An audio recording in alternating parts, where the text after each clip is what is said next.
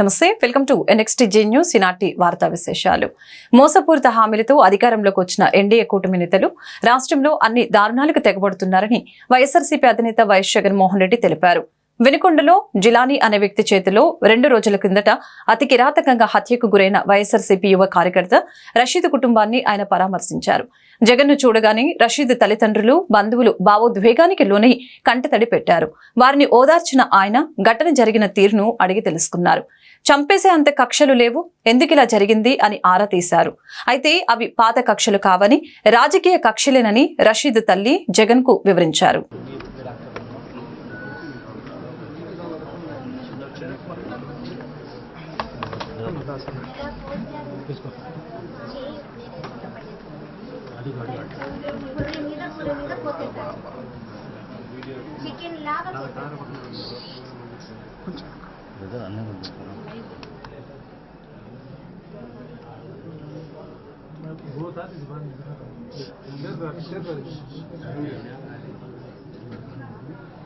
Video తీసి అందరినీ భయపెడుతున్నారు. ఎవరికి ఫోన్ చేసినారు?